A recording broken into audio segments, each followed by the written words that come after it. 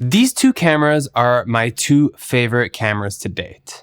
And the interesting thing about comparing them is that despite being similar form factor and price, I use these cameras for two completely different purposes. I don't necessarily find that one is better than the other, but rather that they're different tools for different jobs. So when do I choose which? Well, the FX6 is fantastic for interviews, music videos, YouTube, and run and gun videography. Whereas the URSA is great for multicam environments, live streaming, broadcasts, and events.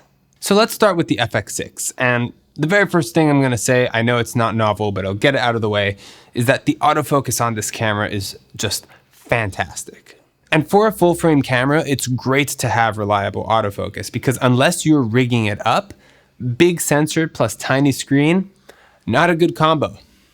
Trust me. I know this from experience. Not only is it reliable, but it feels extremely natural as well. Look at me here, doing that thing that YouTubers do to test autofocus. Just amazing, astounding, 5 stars, certified fresh. Additionally, the internal electronic variable ND on this thing is just amazing. It's one thing to have NDs in camera, that is a game changer, but electronic variable NDs is just, it's on another level. These two things combined with its fantastic low light performance really makes this the best run and gun camera. No matter the scenario, you can trust that this camera is going to give you a good image, no matter the size of your crew, whether you're outdoors, going indoors, or in a low light environment. Now let's turn our attention to the URSA. The URSA Mini G2, first of all, does not have continuous autofocus. It does have touchscreen autofocus. You have to press and hold for a little bit, but it's very slow. It's pretty much unusable. But this camera has some great things going for it. Primarily, the Blackmagic multicam infrastructure. If you watched my last video, I said, and I quote, "Blackmagic is the king of multicam production environments." And that's just fact. I mean, check this out. Despite being a cinema camera, you can hook it up to a broadcast workflow and have remote control of white balance, shutter, iris, some color adjustments, and even focus. So I'll let technical director John give you an example of how we rig this camera out for a broadcast workflow. TD John? Hey Talking Head John. So we're here in the gear corner where I'm going to show you the URSA Mini G2, which is currently built out for a multicam capture.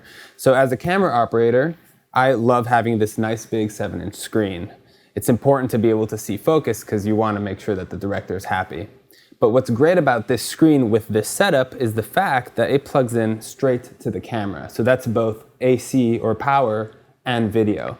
No need to finagle extra AC power, it all happens in camera. Next, we have an SDI out, pretty standard, but the nice thing about this Blackmagic setup is this SDI in, which allows us from the control room to control the shutter speed, to control the white balance, control the gain, and check this out, as a camera operator, I can use the SDI in to see the program feed. So right now I'm pressing the program button and I can see that Liz is the camera that's live.